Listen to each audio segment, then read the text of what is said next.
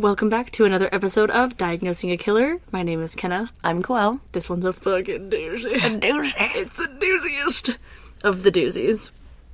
I forgot that we weren't doing any ads here, and that means that there's no pause for the music, because it's going to go to the beginning. Welcome back, everybody. Yeah. Are you excited to be having your case on a Tuesday this week? That's kind of weird, right? It's odd. It feels odd, but everything feels odd this week with the con coming up this weekend. God.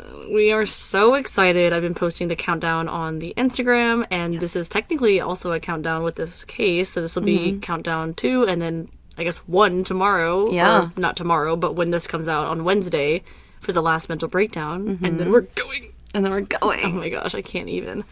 So that just means that nothing on Thursday is to be expected, but we'll try to get you something out on Monday, which is likely going to be our experience while we're gone. So. Absolutely. We're definitely going to talk about that. But before we do get into this case, do you want to tell everybody about where they can find us on social media if this is their first time listening? Sure. If it's your first time listening, you can check out diagnosingakiller.com. There is links to merch and resources.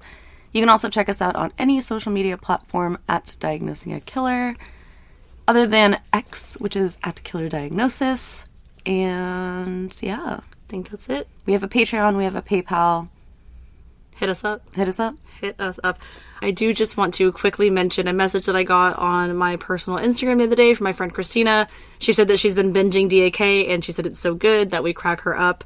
And she said she already is on episode 20, and she only started a few weeks ago listening. And then I messaged her literally within a few hours. She's like, I'm on episode 24 now, actually. So she's clearly been listening a lot. So thank you, Christina, for the lovely words and for listening. And we're glad that you are here. Are here. Thank you for being here. Absolutely. So today's case is actually a request from another listener. And this request dates back to February of this year. Oh my goodness. Okay. So it's an oldie but a goodie. Okay. And one of our listeners requested it. I read the whole message back in the day, back in February. So if you want to listen to the whole message, read it there. But I will be sure to mention the name in our post when we do post this, because she said that was okay. Yeah. But without further ado, today we are going to be talking about one Gerard John Schaefer. Gerard Schaefer? Yes. I don't think I know this one. I didn't know this one either. Okay. But I will say it's fucking horrendous. Where's he from? He is from Wisconsin. Wisconsin? Yes. Okay. So, American guy. We're going to be talking about him today via request, and let's get into it, because this is going to be a doozy of a case. Okay, I can't wait. Content warning. This episode contains depictions of child abuse, violent sexual fantasies, extreme animal cruelty, assault and murder of minors, sexual tendencies, negative idolations of race, and talk of cannibalism. If this is not the episode for you, we encourage you to find another episode. Remember, your mental health is very important to us, and we love you. Love you. Bye. What is that content warning? So, yeah. There's a lot going on. Are you sure this is one person? That's a lot. It's a lot. And he just had a lot of internal shit going on. Yeah. And we'll obviously get into all of that, but let's get into when Okay, well, that's awful. Off to a great start. His name is Gerard. Okay. So we're going to get into when he was born. Gerard John Schaefer was born on March 26th, 1946 in Neenah, Wisconsin. I said Washington. He would be the first of 3 children born to Gerard John Schaefer Sr. and Doris Marie Runis Schaefer, with a sister named Sarah and a brother named Gary. Oh, always a Gary. Always a Gary. Gerard Sr. was a traveling salesman for Kimberly-Clark, who were known for their toiletries and household items at the time, and Mom Doris was a housewife or a stay-at-home mom. Although Gerard was born in Wisconsin, he would be raised mostly in Nashville, Tennessee, as his dad was frequently moving the family due to his job. The family would move yet again while Gerard was still young, locating this time to Atlanta, Georgia, where Gerard would attend Marist Academy, a private Catholic school. Okay. Pretty religious-based family. Ultimately, the family would relocate once again, this time to Fort Lauderdale, Florida in 1960, where they would remain permanently for the remainder Okay. Gerard's childhood. Still a lot of moving for a young kid. Still a lot. In 1960, I mean, he was born in 46. So he's 14 and he's moved like 4 times. Like, that's gotta be a lot. And having to make new friends every time and having, like, you can't really keep in contact, especially now. There's no cell phones back then, you know? It's not the 1920s. Yeah. It wasn't, but... He had a pen pal. Yeah, exactly. It was probably hard for him. Gerard would later describe his childhood as, quote, troubled and turbulent, end quote, mostly due to the frequent moves due to Dad's job, like I said, but also due to his father actually being very verbally abusive and an alcoholic. Okay. Gerard Sr. was noted as being verbally abusive to the children and his wife alike throughout the kids' upbringing. And although Gerard Sr.'s job would keep him out of the house often, it also caused him and his eldest son, Gerard Jr., to have a tumultuous relationship because they didn't get to see each other, and when they did, he was drinking. Yeah.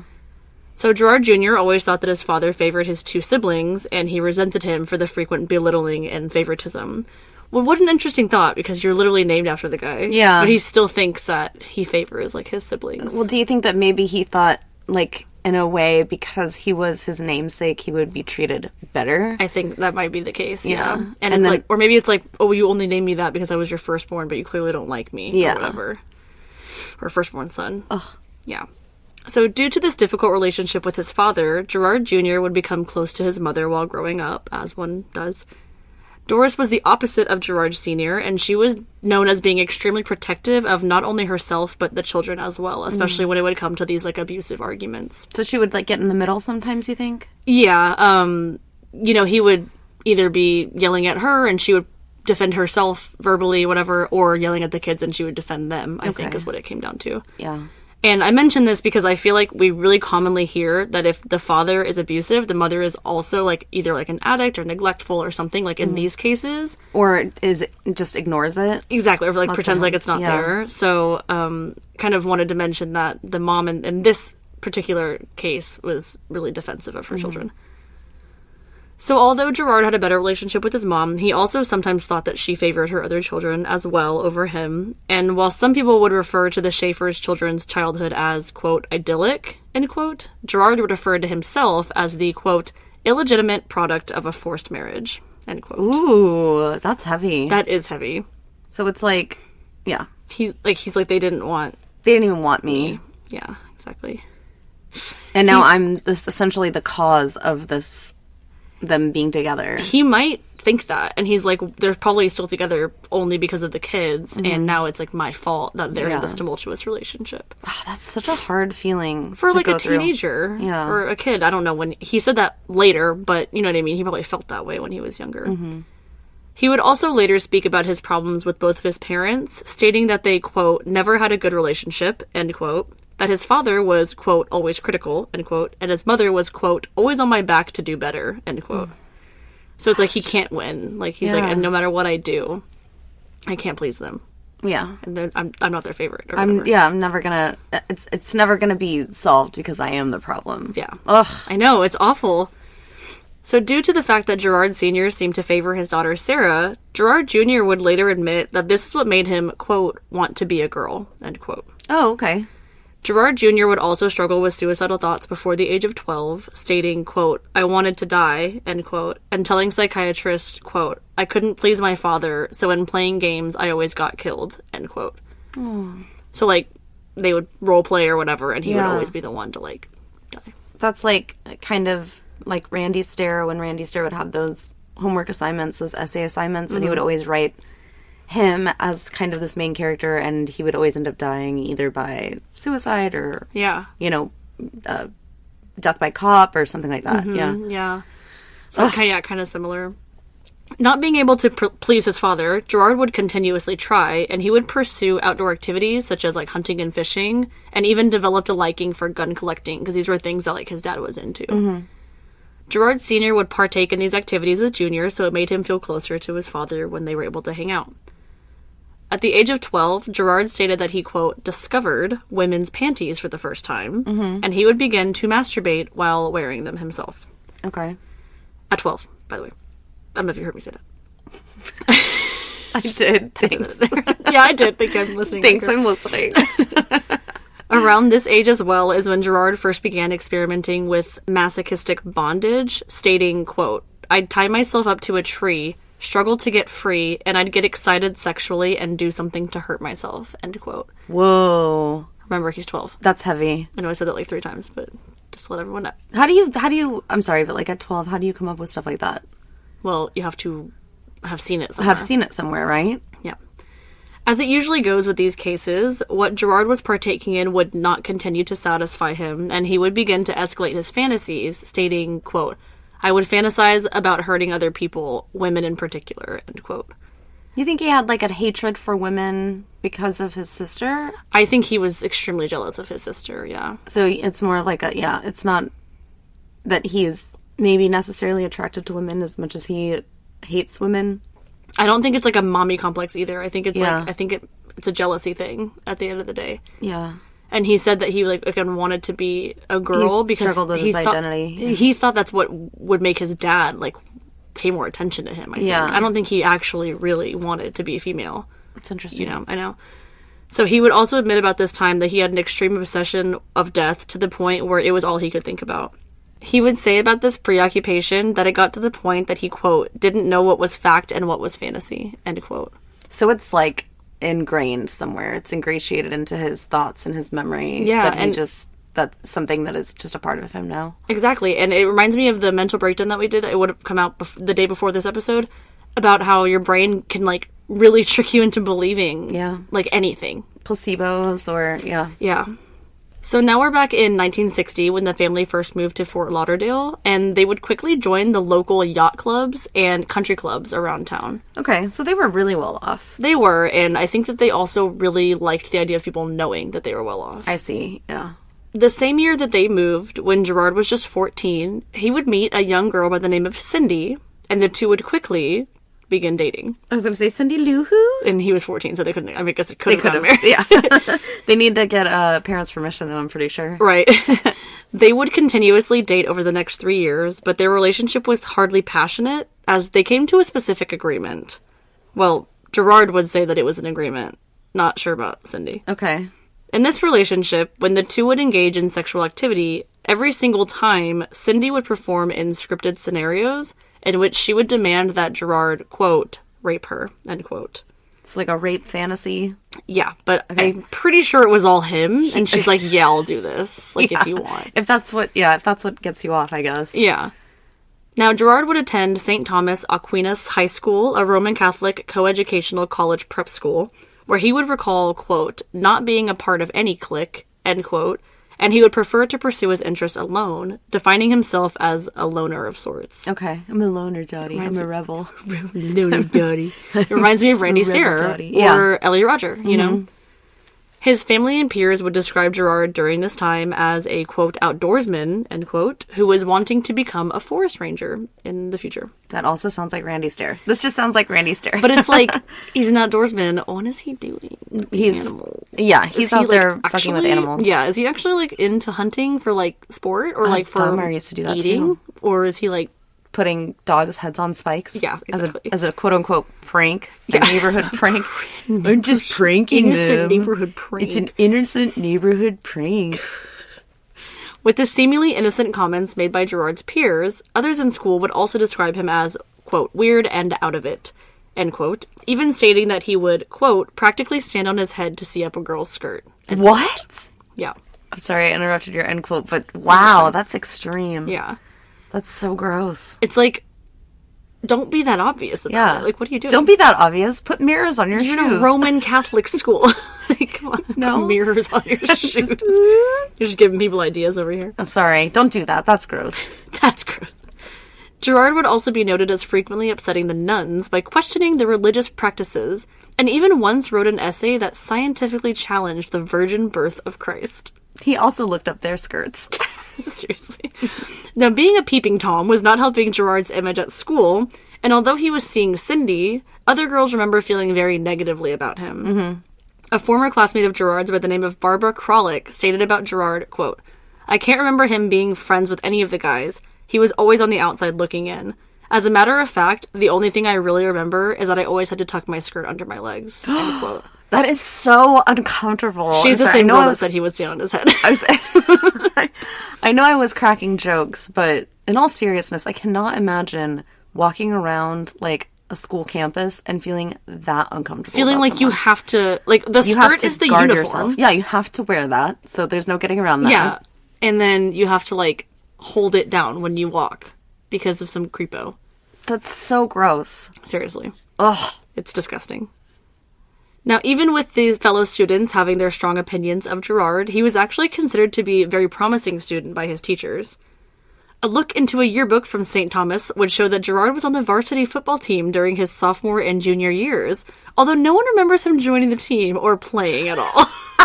So I don't know how he got that to happen. He played dress up and ran into the photo. That's or he, great. like, bribed the journalist guy, like, Yeah. does the yearbook or whatever. It's He's like "Can one you of just those- say that I was on the team?" Yeah, like one of those where he's on one knee with like his helmet, you know, like Yeah. in the field. One of those shots. One of those shots, and it's like a parent paid page where, like, they put, Yeah. they put it in there. Yeah. Gerard, best quarterback. Yeah. Like, what the fuck? I never saw him play once. So with Cindy, is it just that she likes that he's weird? Or is it... I actually don't know. She kind of, I don't know. I didn't hear anything with Cindy. I don't know Cindy. Yeah. My opinion, I think that she just kind of went along with it. Maybe she was into the sex. I don't know. Yeah. Or maybe she just wanted a high school boyfriend. Yeah, exactly. You know? And maybe she felt bad for him because he was weird. There you go. Clearly. So speaking of sports, Gerard was also known to have been really good at golf, although he would never pursue this. But Although it was he just also was in the something yearbooks. to Pepper it in there. He also did tennis and he did bowling and Yeah, he did he did swimming. everything. So In the spring of 1964, during his senior year, Gerard would meet a 17-year-old girl by the name of Sandy Stewart at a school dance. Cindy had actually broken things off with Gerard earlier this year, so Good they for were her. already broken up. good job, Cindy. Sandy, I was going to say Cindy. Sandy would later refer to Gerard as a, quote, dazzling young stranger, end Ooh. quote, who swept her off her feet and became her first love with his impressive relationship with her parents. Okay, so he... Promising young man. He's a promising young suitor. Yes, who a came- suitor. A suitor. As Suitor my number daughter one. finally chosen a suitor. Aladdin. Is that Aladdin? Okay. I was thinking Mallrats. I love that movie. Sandy also stated that Gerard had extremely good manners and would go out of his way to make their time together special. Like, he was really romantic. Aw. Right? Like, seems like a catch. Yeah. Well, he's going to butter her up and her parents. Yeah. Real quick. Gerard had taken Sandy on an excursion to the Everglades at one point and actually tried to encourage her to engage in hunting with him. Oh. Sandy remembered that Gerard seemed amused when she could not bring herself to kill an animal for sport, but did not really think anything else of it. She's like, okay, that's kind of weird. He thought it was funny that she didn't. That she didn't want to do it. I feel like, I don't know. I guess you never felt that way hunting with Casey, though. Where you're like, I'm not going to do this. Or did you have to get over a hump? No, definitely. But there's been, I mean, dozens of times that I've gone with Casey on a hunt and I haven't hunted. Oh, really? I just watch. I just Yeah. sit there. Yeah. I definitely couldn't do that. Like, I would cry. But it's mostly Like, I stepped on a beetle a few weeks ago, and I bawled my eyes out. like with us, it's not that I don't want to hunt or I'm like not willing to. I'm not as experienced as everyone else, so I don't want to like slow them down or like ruin an opportunity what for you them. mean. So I Yeah. just kind of like hang out. Yeah. If it's just me and Casey, like I'll hunt every time. Yeah. No, I just couldn't do that. But I definitely, other than stepping on the beetle, because Cliff was really nice about it. But I have been in situations where, you know, I'm with like a dude I'm dating or something, and I'm like, oh my god, that's so sad. And they're like, ha ha ha, that's so funny. Like, Oh no, that's not that it's cute that I'm crying. Like, it's just cute that I'm crying. Not that it's like, ha ha, you have empathy towards creatures. it's creatures. I don't know. Well, maybe there's a reason I'm not with those guys anymore. That's very true. And also, like, if anyone knows me personally, like, you know, I have, like, the most empathy for living creatures. Like, I am an animal lover through and through, and I get so sad when I see, like, animals being treated a certain way. However, like, I understand. I have a different understanding of, like, hunting than, Yeah. like, someone else might, you know. 'Cause we eat Anyways. everything we had. Anyway. That's a little bit about us.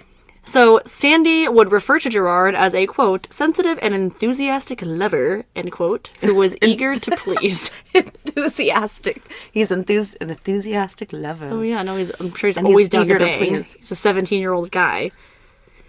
After graduating, Gerard would travel with Sandy's family and would become very much a member of her family in their eyes. However, it was all a cover-up for his true internal thoughts that he had been battling. Struggling with his feelings, Gerard would consider joining the priesthood despite his relationship with Sandy. He would apply to St. John's Seminary, but was quickly rejected. He would later... He's got a reputation for looking up skirts. Yeah, exactly. He would later comment on this rejection, stating, quote, "They said I didn't have enough faith. I didn't think it was fair," end quote. Like, well, what have you done to really prove yourself? Like, you went to Roman Catholic high school. Yeah. Because you were probably, like, forced to by your parents. What else have you done to, like, devote yourself to this religion? Yeah. You know? Not looking up skirts. Yeah. Or engaging in premarital sex. A bunch. Or a lot of stuff, you know? After this rejection and many years of attending Mass daily, Gerard came to the conclusion that he had been, quote, "under a certain Catholic mind control thing," end quote, and decided that he was going to distance himself from the church. So, pendulum's going to swing the other way completely. Of course. Guarantee it. Because he's not being accepted because he's trying to go all out without doing any work. Yeah. So now he's like, fuck it. Like, I'm not doing it at all. Yeah. I'm not going to be accepted by the church, so I won't accept the church. Exactly. Yeah. In September of 1964, Gerard would enroll in Brownwood Community College, where he began as a social studies major, but quickly changed his focus to teaching.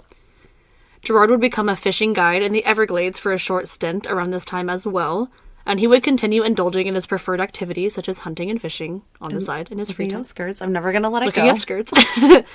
A neighbor of Gerard's, named Gary Hainline, I think it's Hainline, was one of many people that noticed that Gerard was not hunting the usual game you would see someone pursue.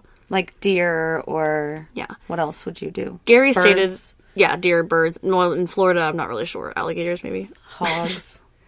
Gary stated that Gerard, quote, "enjoyed shooting things you can't eat. Songbirds, land crabs, that sort of thing," end quote. Oh, so it's not a hunting thing. It's under the guise of hunting. Absolutely it is. He's not hunting for sport. He's not hunting for food. He's hunting because it gives him permission to shoot an innocent animal. And kill it. And kill it. Ugh, that's so gross. Gerard was known to have played tennis occasionally with Gary's sister, Lee, and some sources suggested that the two may have been a casual couple at one point, although this was never confirmed, and he was also still seeing Sandy at this point, so not sure. Just wanted to put that in there. However, Gerard would later admit around this time that his relationship with Sandy was beginning to feel more like therapy than romance. I'm sure she wanted to, like, talk about her feelings, you know, like people do in a relationship. Like, so, how'd your day go? God, woman, get off my back. God, why do I have to tell you everything? This being the case, and with Gerard spending more time with Lee, Gerard was known to have been inappropriate towards her on several occasions. This is, again, the neighbor's sister. Okay. It is said that Gerard would creep around her house at night and masturbate while she undressed. Oh, that's only just a little creepy. Just a tad. Just a tad. It was just a little unusual. Yeah, it was just a little weird. I wasn't sexually assaulting her. I was just masturbating while I was watching her without her knowledge. So fucking gross. No. I watched a video the other day of this couple having sex on a Ferris wheel, and they got arrested for, like, indecent exposure because there were minors that saw it happen. Good. There was, like, I think 2 18-year-olds, a 17-year-old, a 16-year-old, or something like that, or a 15-year-old, I don't remember. But, like, the officer was asking them, what did you see? Because they are saying that she just bent over to pick up a pack of cigarettes, and he jokingly came up behind her and, like, humped her twice, you know? And this is, like, in another, like, thing or whatever. Like a little, what is it called? Just the pods, you know, on a Ferris wheel. And when the girls went to go look or whatever, when they were, like, side by side or underneath them or whatever it was, the officer asked, what did you see? Did you see, like, his genitals or whatever? And she said, I saw it going in and out. Oh. It's disgusting. That's disgusting. And not only that, but apparently one of them had a traumatic past. So it was traumatizing, yeah. You know? And they just thought that they were just having a fun old time and, like what do they not fucking think? I guess not. Anyway, so in this case with the dude masturbating by the window, it's like he might not think that he's doing anything technically inappropriate, but that's traumatizing. That's a huge invasion of privacy. Absolutely. It's disgusting. Ugh. Well, it wasn't only Lee that he was doing this and crossing the line with, and whenever he was questioned about these actions later, Gerard would refer to these women as taunting him and calling them, quote, sluts and whores, end quote. So he's like, because they're changing in the privacy of their bedroom. Literally. That's awful. Because they're changing in the privacy of their bedroom. I bet he thinks that ankles are, like, a huge thing, too. It's like a turn on. He's probably a foot person. So Gerard would begin to express his true feelings about women to Sandy, frequently crying out in anger about his urges to kill women that aroused him. So he's, like, upset that, like, women Like, he's attracted to women.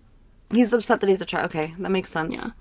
Sandy would also often witness violent altercations between Gerard and his father, and had to hear stories from Gerard about him and Cindy's role-playing in their relationship.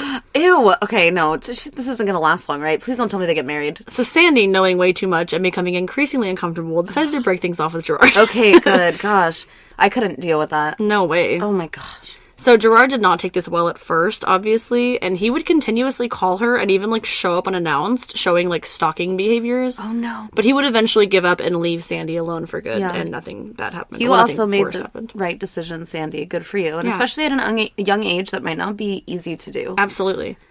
Now, during his first year enrolled in college, Gerard would open up to his creative writing professor, Dr. Neil Crispo, stating that he wanted to join the army because he, quote, would like to kill things. I even like to shoot at cows now, end quote. At cows? Yeah. So I gotta he's like, go, Gloria. We got cows. remember we were talking about that recently? It's like some people join the military just because they will give you a gun and let you shoot it. Yeah. And you don't have to do, like, anything else. Yeah. Oh, that's not a fair statement. But people do that for the mindset of, like, I want to shoot a gun. But a cow? What the I know, fuck it's is awful. the cow doing? Nothing. Just fucking grazing. Just sitting there. Yeah. Mooing. mooing. Mooing. Probably drinking water. Probably eating some grass. Poor little cow. I know. Gerard would later admit, however, that he was not only killing livestock, but he was also engaging in bestiality after they died. No. And I didn't really want to put this in here, but I just will. That it was essentially like he was, like, decapitating the animals and then, like, using... No. Okay, that's enough. Yeah. That's enough. Thanks. Thank you. You're welcome. I think we all know what that means. Reason being is that he's a sick fuck. Like, Yeah. so Yeah, that's, of like, the course. point of saying all that. I'm sure if this is the Patreon exclusive episode, there would probably be a little bit more detail. Yeah. I appreciate the not detail in this moment. Not So- ready for a Patreon again yet. Right? So he, like, said this to his one of his college professors. Just like, What? by the way, yeah, he opened up to his professor. That's what I was telling you. Like, he was like, I want to join the military because I'm shooting at cows. And by the way, like, having sex with their carcasses. Like, Their heads. yeah. So, regardless of this conversation, Gerard was actually not reported by the professor. And Like, was, this guy's funny. so, he should be in creative writing. He should be he should be a creative writer. Have you been to the psychology department? Seriously. So, Gerard was actually able to return to campus in August of 1965. I can't even believe that. Where he would complete one more semester before leaving to travel with, quote, Sing Out 66, end quote. Sing out? This is the musical group of the moral rearmament movement, sorry. And I'm going to explain what that is because I had to look it up. So this movement was initiated by Frank Buchman, an American Lutheran who founded the First Century Christian Fellowship in 1921, which would become to be known as the Oxford Group. I'm not sure if you've heard of the Oxford Group. This would become transformed under his leadership to the moral rearmament, which strived to maintain that the practice of high morality in public and private life is the key to world betterment. That was, like, the theme of, like, what they were trying to get across. Anyway, they had a singing troupe, which Gerard decided to join in and travel with. Okay. So they were traveling across America, So he's trying to present their ideas to new people. Yeah. So again, he's trying to say that he still believes in this kind of thought, right? Well, this is not so much religious, but more of, like, a movement, like a political movement. Okay. But yeah, but now he's, like, apparently he can sing. Like, it's like, he's just trying anything can to, sing like, now. fit. Yeah. Yeah. I used to be a football player, but now I can sing. Yeah. Among the people in this group, future movie star Glenn Close. I love Glenn Club. Glenn Close. Although Gerard was much more interested in Martha or Marty Louise Fogg, a fellow student 2 years his junior. I like it that you use that phrase. Yeah, 2 years his junior. But yeah, I thought that was interesting. Glenn Close, like, what the fuck? Yeah. Hi. Just random. She's in Hook. She's in the dude that's in the boo box. Yeah, she's in a lot of stuff. love I was that. looking her up because I was like, low-key thought she was a guy when I read the name. Then I was like, wait. She's really blue eyes. The two would quickly begin dating. So this is Marty and Gerard. Martha, Marty. I Over like the that summer. for a name for a girl. It's Yeah, it's with an I to Marti. So they would quickly begin dating over the summer, and Gerard was even planning on joining the group's European tour so that he could spend more time with her. Although he would contract the measles, and he would eventually lose touch with Martha during this time. Huh. Or Marty, excuse me. So she kept traveling and he Yeah, was sick. and he went home. He was sick, okay. After he was back in good health, Gerard would return to college in September of 1966, and the following year, in 1967, he would achieve his associate's degree in business admin and would apply and enroll in Florida Atlantic University in January of 1968, where he would seek his BA in education. Okay. So FAU is the college. Around this time, young men were being drafted to assist in the Vietnam War, and Gerard had been avoiding being called due to the fact that he was in college full-time with good grades. Mm-hmm. However, his change of program and schools proved to be a lot harder than he originally thought, and his grades began to slip. Uh-oh. Gerard would be called to report for his Army physical in April of 1968, but he would not plan to attend the physical, and instead would write up a suicide note, leave it in his dorm, and run away. What? So he's like, if they think I'm dead, then they're not going to draft me. But, like, why wouldn't he want to go? He loves guns and he loves killing things. So I guess it was, like, maybe not his style. Like, the Vietnam War was not what he was trying to get into. It was maybe, like, the regular, like, reserves. Yeah. I don't know. But it was interesting that he was like, I want to join the military because I want a gun. And then when the opportunity literally presented itself, he was like... Well, I don't want to die. That's probably what he thought. I don't want to die. And I'm sure he's hearing all this stuff around everywhere about the ongoing war. It's scary. I feel like if you really wanted to go to school, I feel like that would just... From January to April, that's not a long time. It's not like 2 semesters worth. I mean, he was probably just not even attending class. Probably not. And again, he had gotten his associates in business admin, and now he's pursuing education. It's much different courses. Yeah. So he's probably overwhelmed, maybe in over his head. Yeah. I just feel like that would be a really good motivator to not be drafted. Yeah. It certainly would for me. Yeah, for sure. Gerard's roommate at the time, by the name of Jerry Webster, found the note and went to track Gerard down. He would find Gerard at their favorite shooting range and asked him what was going on. He's like, hey, by the way, hey, brother, you wrote a suicide note and you're here. Yeah. So what's going on? What's up? Gerard explained to his roommate and friend, well, same person, but roommate and friend. Jerry and Jerry. Yeah. Like from the movie Soul. That, quote, he did it to help him get the deferment, end quote. Dr. Raymond Killinger would refer Gerard for emergency psychiatric testing on May 17th, 1968. Yeah.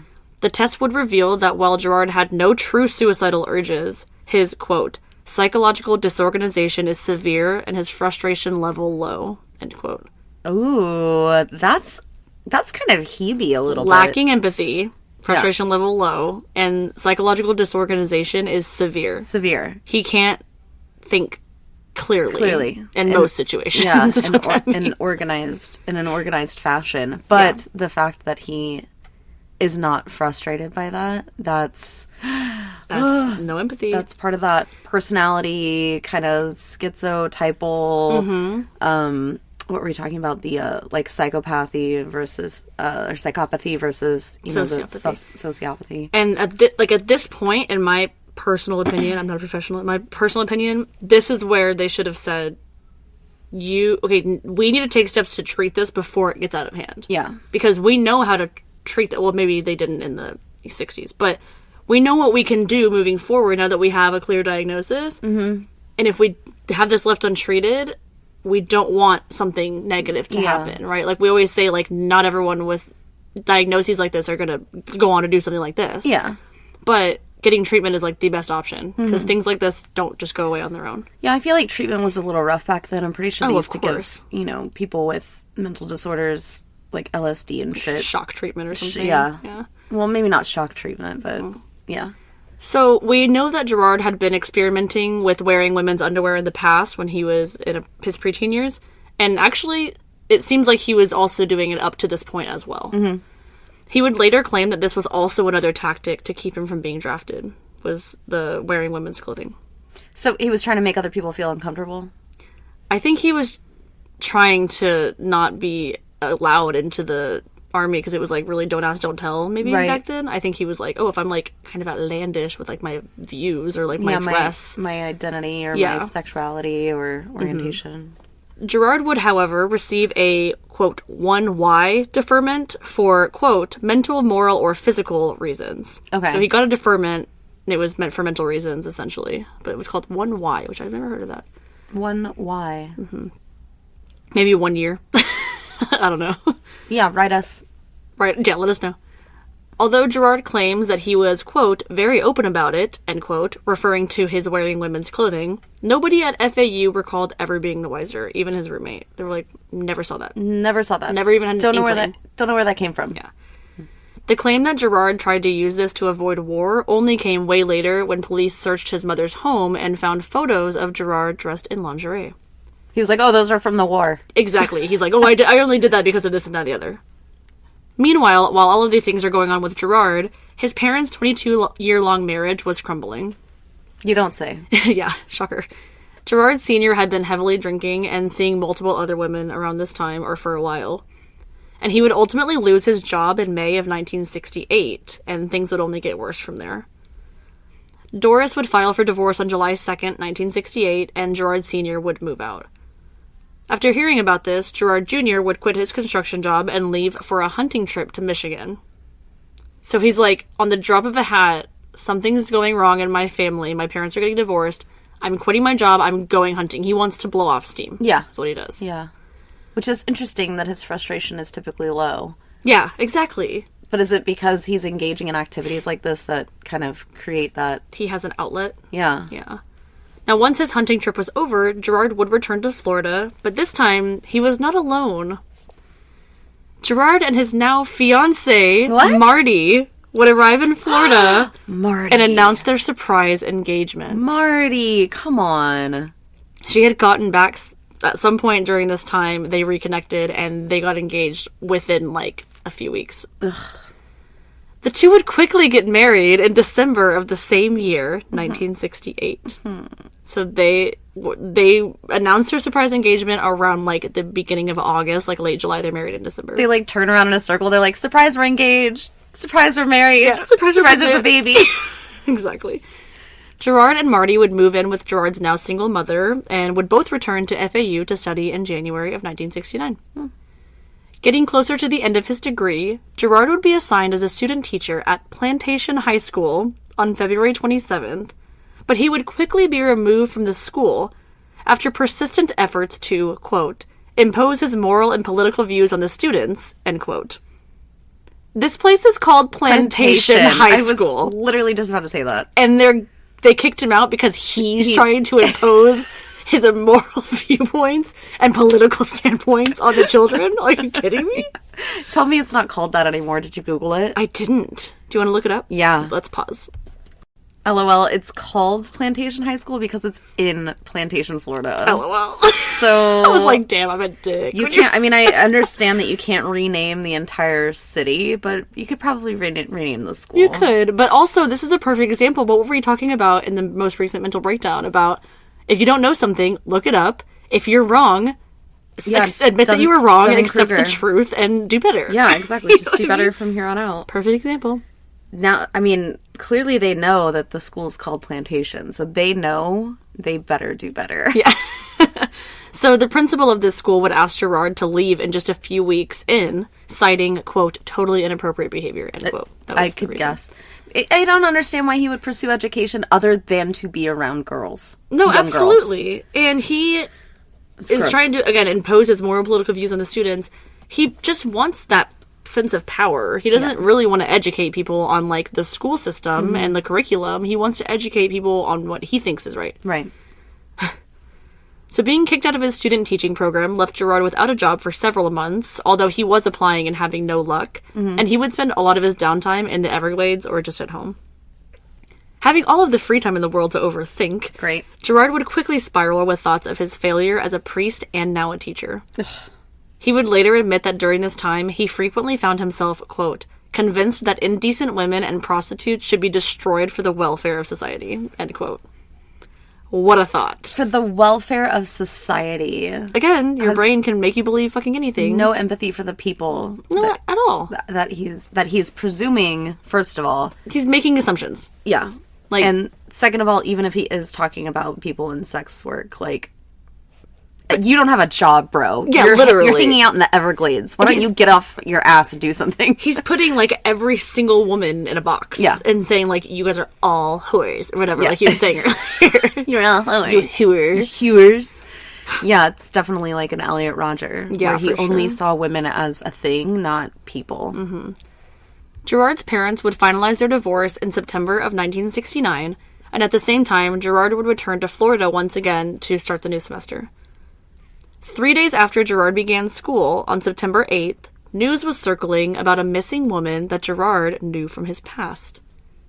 Lee Hainline, Gerard's old neighbor's little sister, had married a man by the name of Charles Bonadies on August 21st, 1969.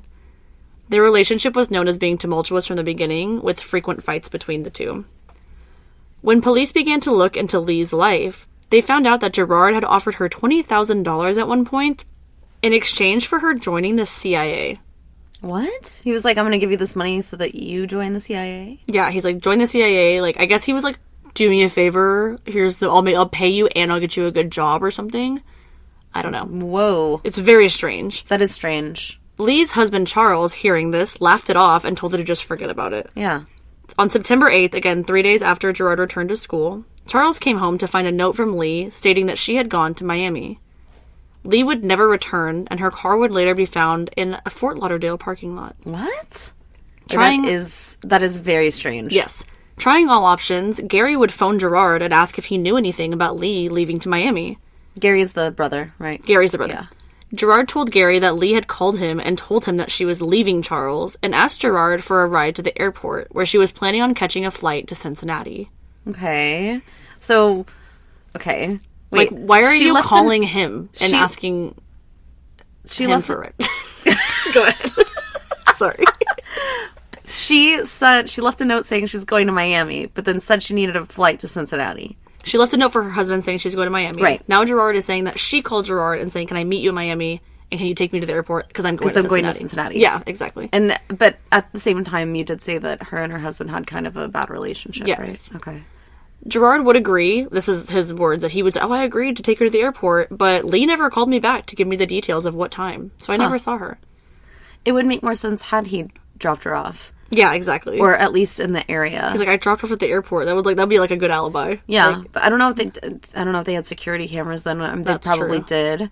And so I'm thinking, like, well, if you say that you just dropped her off, like, down the street from the airport, and then she walked. That's true. I mean, do your due diligence here, right? But, like... Well, he's dumb, so... And I think it would make sense for her to tell her husband that she went to Miami, but then flew somewhere else, so that he doesn't go looking for her in Miami. If she really wanted to leave him for good. Wanted to, yeah. But why would she call... I guess she'd call Gerard because he's close to Miami, maybe. Yeah. But, like...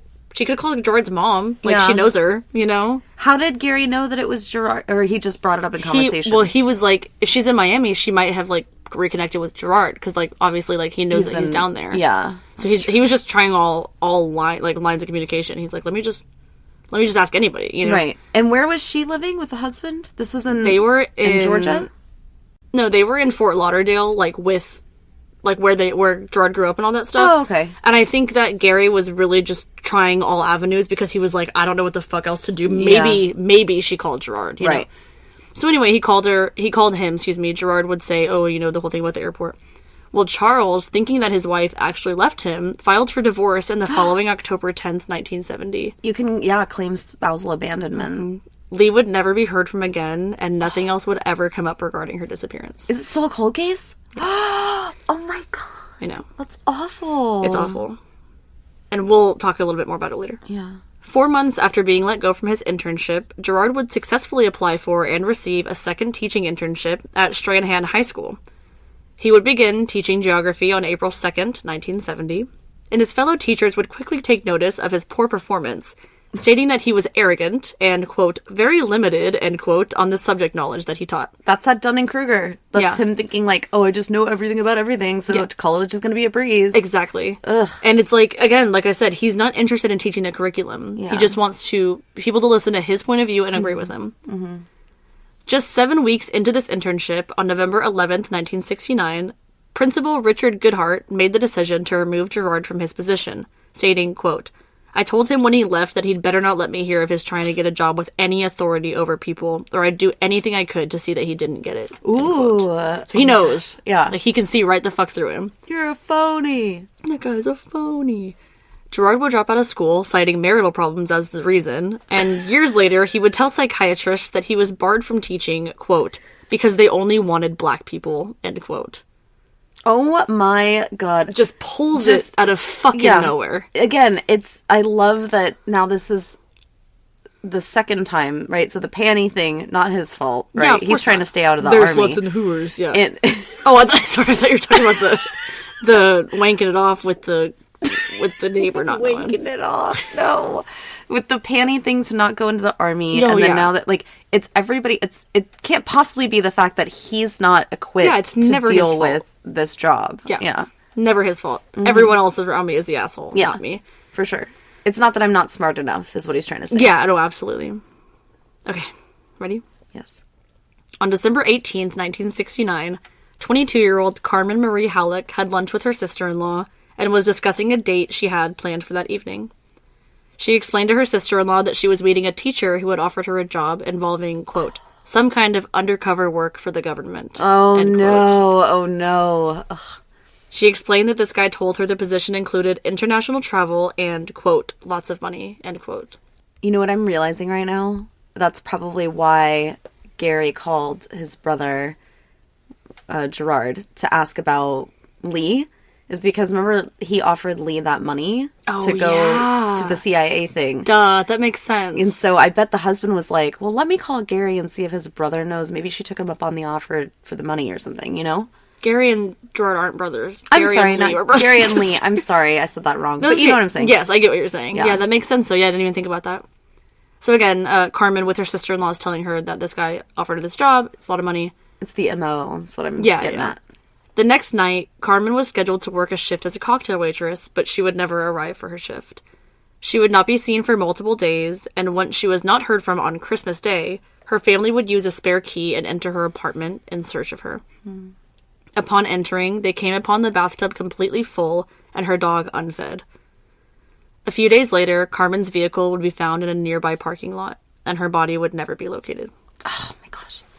That's awful. I can't imagine, first of all, not knowing what happened to your loved one, but like, and still not being able to have some kind of closure. Like, after all these years. Have them home. That was you in know? 1970, by the way. Gerard would argue his removal from school and petition FAU administrators to change his records from withdrawal to, quote, incomplete, and asked if he would be able to remain studying. Like, you're the one that fucking dropped out. Yeah. Like, now you're asking for a second chance? I have marital problems. He's like, it's too hard. It's Like, I okay. tripped on a rock yesterday. Yeah, seriously. The college would agree, and Gerard and his wife would both return to school at FAU. Although they were both together around this time, Marty would ultimately file for divorce on May 2nd, citing Gerard's, quote, extreme cruelty, end quote.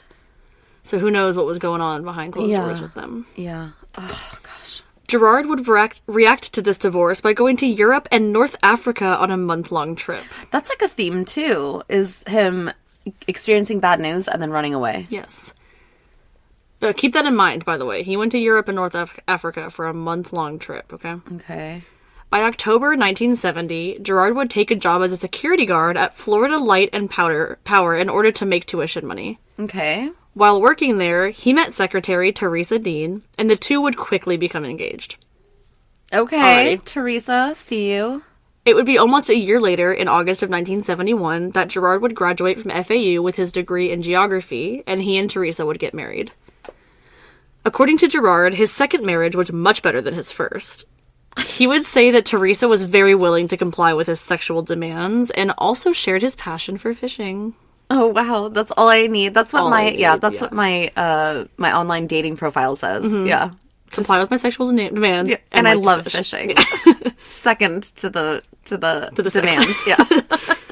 Not being able to pursue his career as a teacher and having a good time at his security job, Gerard decided to pursue a career with law enforcement. Why? Now, we're going to assume at this point he's responsible for the disappearances of both Leah and Armin. So just keep that in mind. Like, they haven't been kind of closed. Like, the case is kind of, they haven't been closed. But there is a little bit of circumstantial stuff that we'll talk about later. On September 3rd, 1971, Gerard would get a job with the Wilton Manors Police Department and was sent back to Broward County Community College, or I think it's Broward Community College, to the school's police academy. He would graduate from this on December 17th, 1971, and would fall into his 6-month probationary term at the job. 3 weeks into Gerard working this new job, another woman would disappear. Belinda Hudgens was a 22-year-old cocktail waitress who was married to a man that was a known drug addict. On January 5th, 1972, Belinda's husband and her 2-year-old daughter reportedly watched her get into a vehicle with a strange man at the wheel, and she was never seen again. When questioned by police about her disappearance, Belinda's husband stated that she, quote, had her own lifestyle and did what she wanted to do, end quote. So she might be a sex worker. Yeah, and I think that he was like, it wasn't uncommon for her to just get in the car with someone and go. Mm-hmm. While in Wilton Manors, Gerard proved himself yet again to be poorly suited for the job he was doing. Mm-hmm. Chief Bernard Scott would tell reporters, quote, he used poor judgment, did dumb things, I didn't want him around, end quote, before letting Gerard go just 6 months into this position. Do you think, along with disorders, there might be, like, some type of a developmental disorder? I could see it. Yeah. Yeah, maybe. But I don't know if it's necessarily, like, he's lacking the skill. I think he just lacks the effort. Yeah. You know what I mean? Like, he knows how to do it. I just feel like he doesn't want to fucking do it. Like, he doesn't want to work hard. It just sounds like a defiant disorder of some kind, but just into adulthood. Yeah. And what would that be? You know, is what I mean. I don't know. That's a good point. It might be like a comorbidity with something else that he has. Yeah. His colleagues would actually also refer to Gerard as, quote, badge happy, end quote, and obsessed with writing traffic tickets. Like, he just had to have the superiority, like, over people. Oh, I believe that. Yeah. Ex-FBI agent Robert Ressler, by the way, have you heard that name before? Because I have. Ressler, yeah. Would state that Gerard would pull women over just to ask them on dates.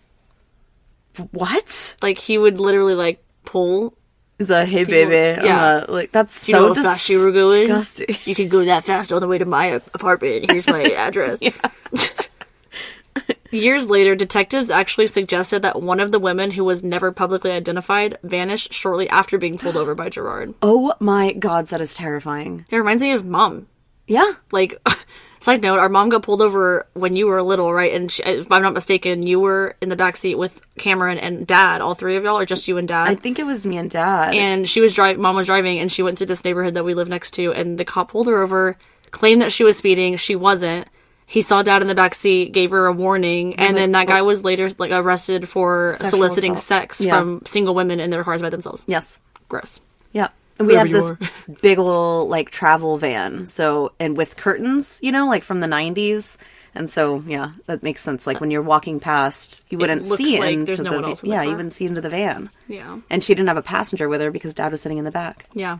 Ugh, it's scary. That is so creepy. So, with all this shit that Gerard's doing at work, Chief Scott was ready to fire him on March 16th, 1972, but Gerard actually surprised him by winning a commendation for a drug arrest, ultimately saving his job. Having the spotlight on him did not stop Gerard from making dumb mistakes while on the job, and he was called into Chief Scott's office on April 19th. According to Chief Scott, Gerard begged for another chance, quote, almost with tears in his eyes, end quote, and he ended up not letting Gerard go that day either. He was just like, oh, give me 24 more hours. He's crying. I don't want to use my chair. Yeah. The following day, actually, Chief Scott found out that Gerard had actually applied for a different job with the Broward County Sheriff's Department and fired him on the spot. He was like, fuck you then. You're going to apply for other jobs? You're begging to keep this one? Like, seriously? Unfortunately for Gerard, his new application would not work out for him either, as he would fail the mandatory psychological exam. Okay, here we go again. Another red flag. Another red flag with law enforcement that can do something about it, Yeah. and they're not. And they're not gonna. I mean, it's not their job to get him, like, into treatment, but still, like, they have the knowledge that he's not psychologically fit. And so does the military, right? Yeah. I mean, yeah, exactly. Shit. And the professor, the college professor. Yeah. Gerard would apply to many other departments around the area, and each would call Chief Bernard Scott for his opinion. Bernard stated, quote, I told them I would put on a uniform and walk the streets myself before I would have him back, end quote. He's like, do not hire him. Do not hire him. On June 30th, 1972, Gerard would be hired by Sheriff Richard Crowder in Martin County. A standard background check showed no criminal record for Gerard, and upon applying, Gerard would include a glowing letter from Chief Bernard Scott, stating that Gerard was a star employee and one of the best he had ever seen. Bullshit. Of course, this was falsified by Gerard. It's like true. Everyone knows he's experiencing whatever he's experiencing except for him. Except for him. And again, that's that lack of, what is it, like low frustration, a little bit psychological disorganization. Yeah. It's just, he doesn't get it. It's just all over the place, and there's not one linear thought that's like, maybe I shouldn't be doing this. Yeah. Or maybe my experiences all have one thing in common. Me, exactly. You're the common denominator, you're the problem. Yeah. And it's like, if he's not willing to change anything, this is going to keep happening. Right. But he just lacks that self-awareness. Yeah, absolutely. And now that we know that this letter was falsified, obviously, it actually wouldn't be found out by the department until a month later. So he was able to work there for a month. Thinking that he had this glowing review from his last chief. I'm sure that they were like, there's no way this guy has a glowing review. Let me look into this. Yeah.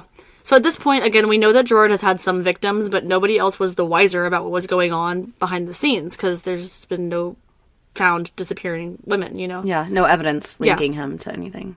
Around this time, Gerard explains that he grew tired of killing single victims, and he wanted to move on to, quote, doing doubles, end quote. Doing doubles? Like 2 women or man and woman? 2 women. He stated about this, quote, doing doubles is far more difficult than doing singles, but on the other hand, it also puts one in a position to have twice as much fun. There can be some very lively discussions about which of the victims will get to be killed first. When you have a pair of teenage bimbolinas bound hand and foot and ready for a session with a skinning knife, neither one of the little devils wants to be the one to go first. And they don't mind telling you quickly why their best friend should be the one to die, end quote. That is some sadistic shit. Sinister as fuck. Like, that takes some thought. So clearly he is able to have a linear thought. Yeah, exactly. Just when it pertains to anything that interests him. Mm-hmm. And it's, like, fucking and the terrible. lack of empathy in those sentences. And the thing that, like, makes my stomach churn about that statement is that it's probably a little bit of truth behind it. Oh, yeah. And he's using it to, like, get under your skin and, like, tell you, like, this is what happens when I have the control and people are terrified. Yeah. And that especially grosses me out. Over something that you can say. Like, he can say that and know that it has control over people's minds. Yeah, absolutely. Like, when I read that, I was like, what the fuck? Like, what the fuck? Disgusting. While there is not a specific timeline to show when Gerard began killing 2 victims at one time, he is thought to have been linked to the 1966 disappearances of 21-year-old Nancy Leichner and 20-year-old Pamela Nader. The 2 women would disappear from a picnic they were having at the Ocala National Forest. The case is still unsolved to this day. Jesus. On December 29th, 1970, so a few years prior to Gerard getting the job with the phony letter recommendation, 9-year-old Wendy Stevenson and 9-year-old Peggy Ron would vanish from Pompano Beach. The following day, a clerk at a nearby convenience store would report a man that was buying ice cream for 2 young girls on the previous afternoon. Ew, that's so creepy. It's so creepy. The clerk positively identified the 2 girls as being Wendy and Peggy and described the man they were with as in his 20s, about 6 feet tall and around 200 pounds. The girls are still classified as missing to this day, although Gerard would be publicly accused of these crimes at his later hearing. Okay. But, cold case. I didn't realize we were in LA. Yeah. Many years after his incarceration, Gerard would write in a letter, quote, I am annoyed by all this murder talk. Peggy and Wendy just happened along at a time when I was curious about fish's craving for the flesh of young girls. Fish referring to Albert Fish. That was not the part of the quote. I was adding that in. Oh my god. Quote, I assure you these girls were not molested sexually. I found both of them very satisfactory, particularly with sauteed onions and peppers, end quote. He is like Fish. He's trying to emulate Fish. I think he's trying to, I don't think this is true. I think he's saying it for the shock factor. Yeah, I agree. Because there's nothing else that indicates that he engaged in cannibalism besides this one fucking sentence. Which is very eerily similar to the Albert Fish letter. No, absolutely. Yeah, it's disgusting. Where he said, I assure she died a virgin. Yeah. You know? Like, I don't fucking care about that or whatever. Like, fuck you. Like, I only just wanted to eat children. Now, we're back to the present time. So this is on the afternoon of July 21st, 1972. Gerard came across 2 female hitchhikers, Nancy Ellen Trotter, 18, and Paula Sue Wells, 17, while he was on official police duty. Gerard would pick the pair up and drive them to their intended destination in Stuart, Florida. Gerard warned the 2 young girls of the dangers of hitchhiking, and during their conversation, he came to realize that neither of the girls were Florida natives, and they intended to hang out at Jensen Beach on the following day. Oh, that's so scary. But he's a police officer. You would think that you could trust a police officer. Mm-hmm. And these girls are 18 and 17. It's true. Like, they're, again, they're young, never had probably maybe any run-ins with the law at this point. Yeah. I mean, And they're not native to Florida. He knows that now. So he's like, they're going to not know their way around. Yeah, I just mean that there's no reason to, like, distrust him. Yeah, no, of course. Oh, in their eyes. Yeah. Upon hearing their plans, Gerard suggested that he drive the two girls to the beach the next day, to which they agreed. The following morning, Gerard met the girls exactly when and where he said he would, but this time he was not in his police uniform, and instead in regular clothing. It's like I'm off duty. He was also driving his own vehicle, but he explained to the girls that he was indeed still on duty, just working undercover. Oh, okay. Which I'm sure they Because regular police officers just do that, Just right? do that. Well, he can't bloody his uniform. Yeah, no, exactly. Or his car. Shortly after the girls got into the car, Gerard began driving the wrong direction, telling them he wanted to show them, quote, an old Spanish fort, end quote, on New Hutchinson Island. I would jump out of the car. Well, it's probably locked.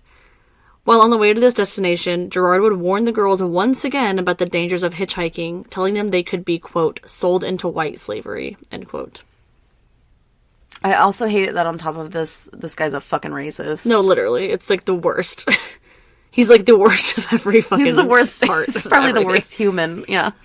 Almost as soon as he said this, Gerard would stop the vehicle and handcuff and gag both girls. It was not clear which girl he took out of the vehicle first, but what we do know is that Gerard grabbed one of the girls and took her to a large tree, subsequently tying her legs to the trunk of it and binding a noose around her neck. Jesus. The noose was attached to a branch tall enough that it forced the girl to have to stand up all the way, like on a platform to not be strangled. Oh my God. Gerard then took the other girl to a different tree a short distance away and tied her up extremely similarly. So again, both girls found themselves having to stand on narrow branches in order to keep their body weight up to avoid being strangled. That's awful. Gerard then informed both girls that he intended to sexually assault them and then murder them. At this same moment, Gerard received an urgent radio dispatch telling him to report to the station immediately. Gerard told the girls, quote, I gotta go, end quote, but not to, quote, try to run away because I'm not gonna be very far down the road, end quote.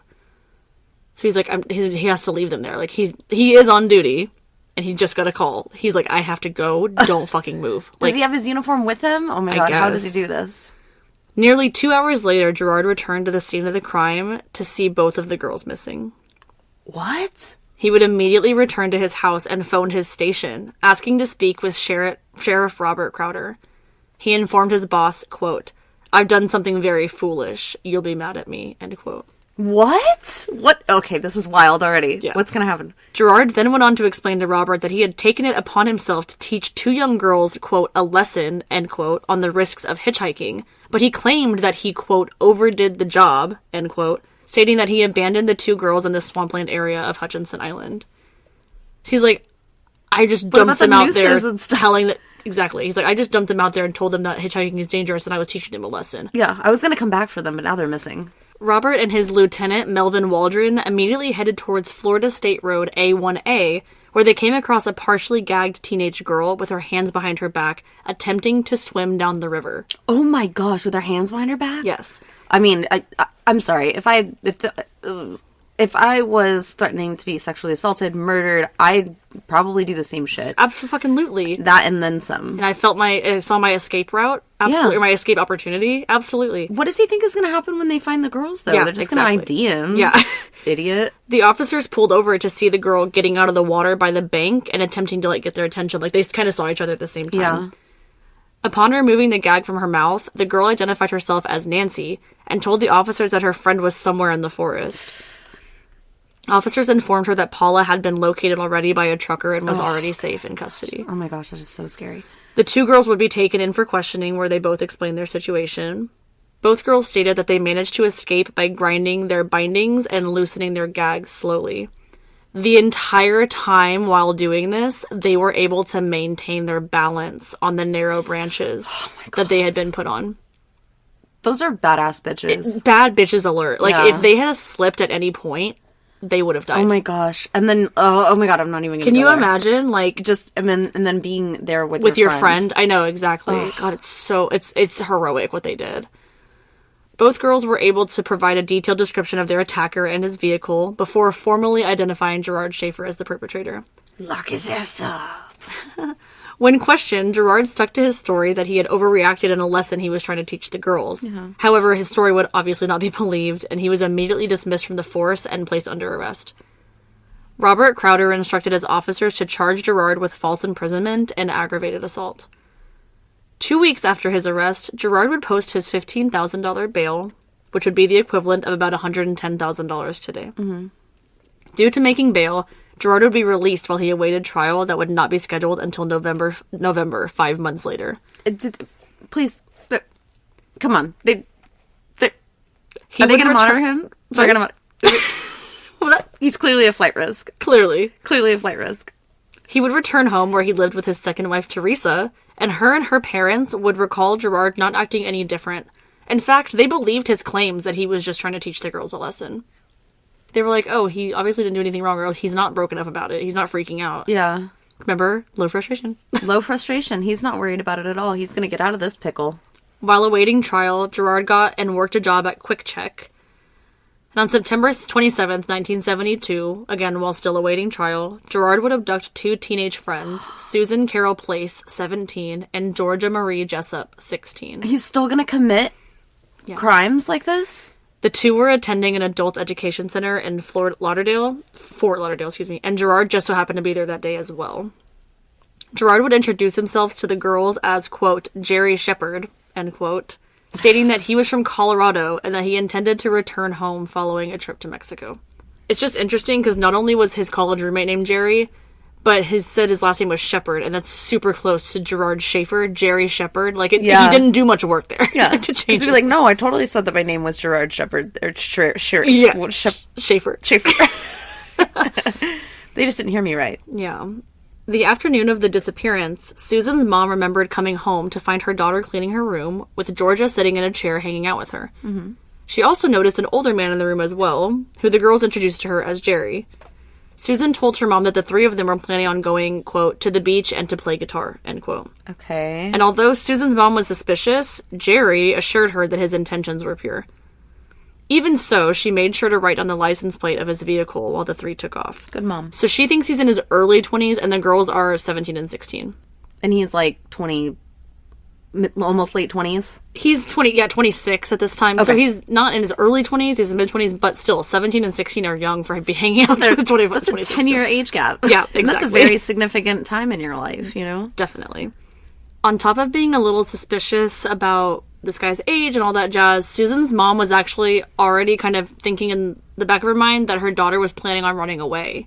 Okay. So she was also kind of worried, oh my god, I hope she doesn't, run away with this guy. There's a strange dude. Yeah. Yeah. But while they were saying goodbye, Susan assured her mom that she would be gone, quote, just for a little while, end quote, and would keep in touch. Okay. The girls would leave the house around 8:45 p.m., and when she hadn't heard from her daughter in 4 days, Susan's mother contacted Paula's mom, who said that she had assumed her daughter had run away after not hearing from her since the 27th. There must have been some history there with the girl's behavior or something. It was at this point that both girls were reported missing to the Oakland Park Police. Susan's mom provided police with the license plate number she wrote down, and the plate was traced to an entirely separate model of vehicle that belonged to a St. Petersburg resident who did not resemble Jerry Shepherd, and who also had an alibi for the night the girls went missing. Without having any more leads and not getting anywhere with the Jerry Shepherd name, by the beginning of 1973, the case had become cold. And that's that. That's that for now. On October 26th, 14-year-old Mary Alice Briscolina and 13-year-old Elise Lena Farmer went missing. Elise's family reported her missing the following day, while Mary's family did not report her for a week, assuming that she had run away from home. The 2 had vanished while hitchhiking to a commercial boulevard restaurant from a motel. Friends and family of the girls were questioned following their disappearances, and police were informed that the 2 girls frequently visited an apartment rented by the older sister of Mary's boyfriend. Okay. And that a man they recalled by the name of Gary Shepherd was hanging around a lot. Gary now this time? Yeah. It's always a Gary. They also stated that this man had claimed to be a, quote, ex-Wilton Manors police officer, end quote. So it's literally telling them her whole life. Why? Why would you say that? 3 months later, on January 11th, 1973, 19-year-old Colette Marie Goodenough and Barbara Ann Wilcox, also 19, disappeared while hitchhiking from Sioux City, Iowa to Florida. Her last name's Goodenough? It's literally Goodenough. That's amazing. Yeah. Both of the women were last seen alive in Biloxi, Mississippi. During the time of the disappearance, Gerard was out awaiting trial still, and he was known to have made many long-distance phone calls from Cedar Rapids, Iowa, to his Florida home shortly before the girls went missing. What? So he was, like, there. How was he allowed to travel? I don't understand. I don't fucking know. Because he was an ex-police officer. That's probably why. Sure.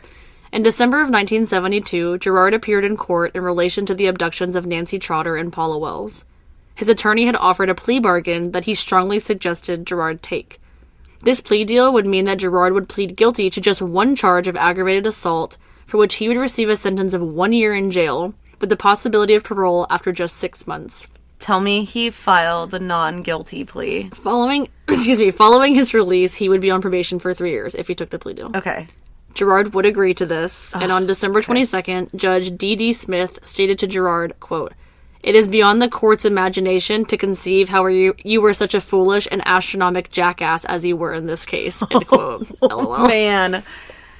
Oh my God. Okay. Well, I was thinking that his narcissism would just not allow him to accept it. Yeah. He would go through a non-guilty I could see that. The judge would allow Gerard's formal sentencing to be postponed until the holidays were over. And Gerard would begin his sentence in Martin County Jail on January 15th, 1973. Yeah, that was just for everyone's convenience. Yeah, for sure. Upon leaving court on December 22nd, Gerard told several reporters, quote, "I made a stupid mistake. There was no sex involved. No one was hurt." End quote. He had to say that? Yeah, there was no sex involved and no one was hurt. I'm sorry, not sex, rape. There was no rape involved and no one was hurt because you got a fucking dispatch call. Yeah. What would have happened if they didn't call you? It's the only reason that those girls were alive. Stupid. In March of 1973, Susan Place's mother, Lucille, discovered a letter signed by one Jerry Shepard in her daughter's bedroom. Ew. She would follow the address on the letter and speak to the building manager. Jerry Shepard had registered at this property under his real name, Gerard Schaefer. LOL. Upon hearing this, and learning that this man had recently been sent to jail for an abduction and attempted murder of 2 young girls, her and her husband, Ira, drove around the county looking for a similar license plate. Okay. While driving around, Lucille realized that the police may have been searching for the license plate match in a different county. Oh. Upon relaying this new information to police, they discovered the plate actually belonged to a blue-green Datsun, registered to a Gerard Schaefer, and his address matched the return address on the letter. When questioned in jail, Gerard denied ever encountering Susan or her parents, even though he was identified via photograph by a Wilton Manors personnel. Okay. Yeah. That's it. That's him. On the afternoon of April 1st, 1973, a father and son were searching for discarded cans when they discovered the extremely decomposed bodies of 2 people in a hole in Oak Hammock Park, Florida. Both victims had been bound and murdered, with their spinal cords severed at the lumbar and cervical sections. Oh my gosh. The bodies would be identified as those of Susan Place and Georgia Jessup by Medical Examiner's Department Dr. Richard Sovron. I think I say his last name. Soviron? Sorry, dude. Shortly after the bodies were identified, Gerard was informed of the discovery, and he would immediately request the representation of a public defender, being one Elton Schwartz. Due to the location of the bodies and the similarities in the murders and abductions that Gerard was already doing time for, police were able to obtain a search warrant for Gerard's house and vehicle, as well as the home of his mother, because he was living there. Yeah. Inside a locked bedroom at Gerard's mother's home, police found 300 pages of personal stories that Gerard had typed out over the years. These pages included details of kidnapping, torture, sexual assault, and ultimately murder of a number of teenage girls and young women whom he commonly referred to as, quote, whores, sluts, and harlots, end quote. When he's talking about murdering them, he's referring to them as those things. He's a murderer. Yeah. Yeah. What the fuck does that make you? You're a monster. Jesus. Also included in these writings, Gerard stated that he would commonly force his victims to drink beer or wine while they stood balancing on various items, hoping not to be strangled. Because it would fuck up their balance. Terrifying. He stated that he frequently returned to the scenes of the crimes for weeks and even months after the murders to commit necrophilia or to extract teeth from the skull. I might have left out necrophilia in the content warning. I'm very sorry. Well, sorry. You know, The content warning was a doozy It's a enough. doozy. I don't think this is very surprising. Everything under the sun. But this was what he wrote. This isn't... He's like, it's like journaling, He's essentially. journaling. Yeah. Okay. But he can also just claim that these are fantasies, right? Yeah, oh yeah. Okay. Also at the home, police located 11 bags filled with guns, live and spent ammunition, 13 hunting knives, sections of ropes, and softcore porn magazines. Softcore porn. That's Like, hilarious. you're a pussy. Like Playboy. Multiple photos of women before and after death were located as well, although it was hard to identify any of them because the photos were really poor or they just didn't have their faces. Oh, God. On top of this, there were photos of Gerard in various types of lingerie, like we said earlier. Lee hand-lined Bonadi's jewelry would later turn up at Gerard's mother's home as well, the neighbor's sister. But unfortunately, she would again never be located, and Gerard would never be convicted of her disappearance. So was he saying, like, he's, like, not doing... Well, we haven't gotten there yet. I'm sure we'll get there, but... He claims he has nothing to do with her disappearance, but why the fuck was her jewelry at his house?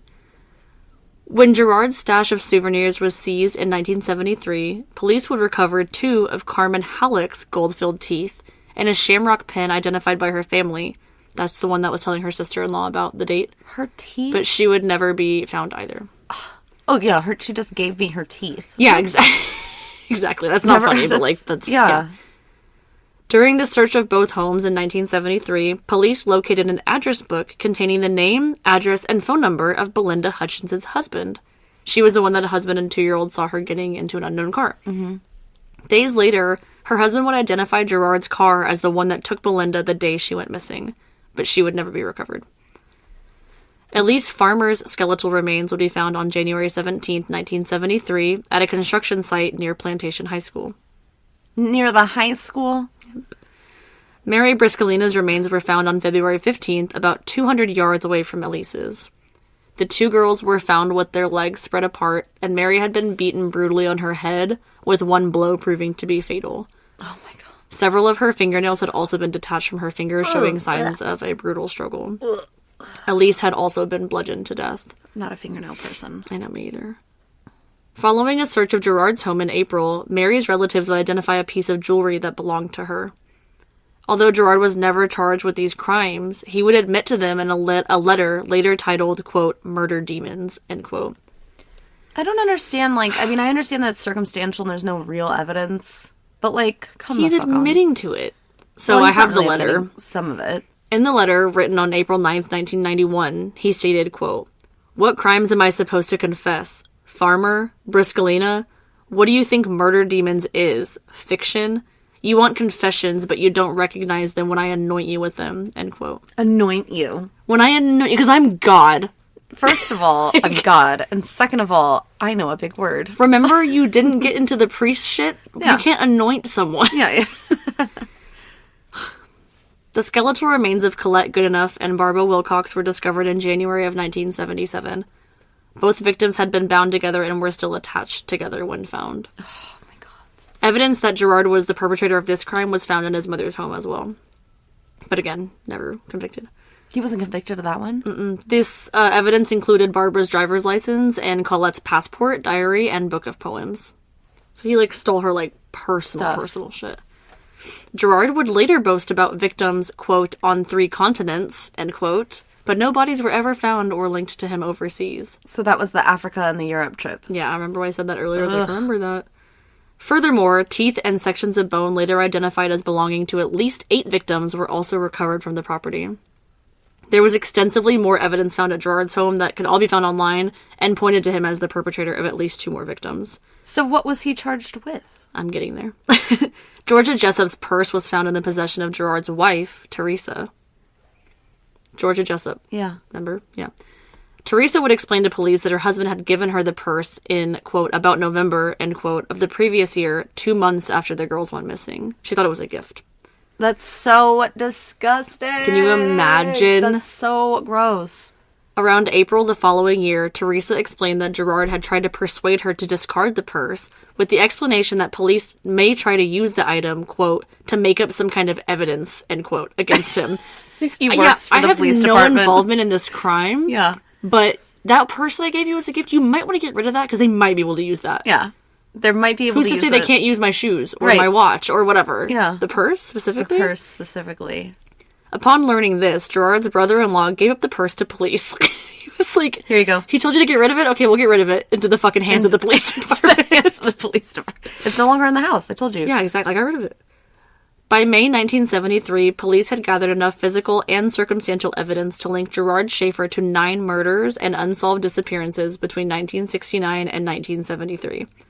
The same month, a list of 28 murdered or missing girls potentially linked to Gerard was also released. That is a lot. At a press conference held on May 14th, Chief Investigator Lem Brumley Jr. stated to the media, quote, "In terms of scope and bizarreness," end quote, the case was the biggest that he had encountered in his career. On May 18th, 1973, Gerard Schaefer was formally charged with first-degree murder for the killings of Susan Place and Georgia Jessup, and was held without bond to await trial. Good. Thank God. Following being formally charged, Gerard was transferred to Florida State Hospital in Chattahoochee to undergo 30 days of psychiatric examinations. He would be returned to St. Lucie County Jail on June 20th.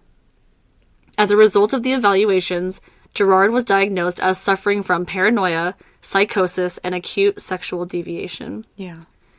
The results also suggested that he saw himself as, quote, an eliminator of women he deemed immoral, end quote, but nonetheless mentally competent to stand trial. So gross. So, like, he knew what the fuck he was doing. Yeah. At circuit court on June 21st, District Attorney Robert Stone argued before Judge Cyrus Pfeiffer Trowbridge that Gerard was sane and competent to stand trial, while Gerard maintained his innocence, stating that the accusations against him were, quote, a mistake, end quote, and saying that he was confident he would be exonerated. What? How does he think? How is all this shit in your house a mistake? Oopsies. Whoopsies. What, we just left all that shit there by accident. Yeah, exactly. He was cleaning up the streets, and he was, like, walking around just, like, collecting trash and discarded items. It just happened to be connected to 30 women. Yeah, exactly. On September 17th, 1973, Gerard Schaefer stood trial for murder. At the time of the murders, capital punishment had been declared unconstitutional by the state of Florida, so the prosecution went into the trial seeking a life sentence. Gerard would plead not guilty on all charges, and was known as staring coldly at the witnesses as they testified against him. Oh, God. I can't imagine sitting across from, like, a perpetrator like that. Oh, yeah. And on top of this, he was also known as smiling at any witness that testified on his behalf. So, like, the prosecution goes up and he's staring at them, and then the defense comes up and he's like, hey, buddy, how's it going? Hey, friend. In his opening statement to the jury, Stone Schaefer, one of the main prosecutors, stated that the physical and circumstantial evidence against Gerard would prove his guilt without a doubt, and that the state expected the jury to return, quote, a verdict of guilty of murder in the first degree as to both counts, end quote. The defense asked to hold their opening statement until the state had rested its case, and permission was granted. Which I've actually never really heard of that happening. So it was going to be all prosecution, then all defense. Yeah, they're like, we want to know what you have before we go in with our argument. Or lack thereof. Mm-hmm. Multiple people testified during the trial, including Susan Place's parents, Nancy Trotter, and Paula Wells, his first 2 victims. Mm-hmm. Well, that he got charged with. Following an entry into evidence of a manuscript written by Gerard, in which he had detailed how to, quote, properly execute, end quote, women, Stone announced that the state had presented their whole case. Following this, Gerard's defense attorney, Elton Schwartz, would immediately call for Gerard's acquittal, stating that the prosecution's case was fully circumstantial. The court would rule against this. Yeah, good. Like, duh. The defense's strategy was to discredit witnesses' testimony regarding the identification of Gerard. Wait, what? So they were essentially saying, like, oh, the 2 people that you got, like, your witnesses that you actually got convicted of their crimes, they identified you. Like, they're just not remembering, right? And they're just wrongly assuming that he's the guy when it's not even him. Even though he's been found guilty of that crime. Yeah, or maybe it was others, like the mom of Susan, other people like that maybe not. I'm not sure exactly who, but that's essentially what he was doing. Eyewitnesses just in general. Yeah. Okay. As far as the whole purse thing goes, with Georgia Jessup's purse being in Teresa's, what's it called? Possession, thank you. They even had a witness, the defense did, who stated that he always carried a purse similar to the one identified by Georgia's parents. So that, like, this is like, well, that's a really common-looking purse. Yeah, anybody can have that purse. Like, what? Yeah, obviously there's more than one purse but it has her ID in it. Yeah, Sorry. like, and her DNA on it. Like, yeah.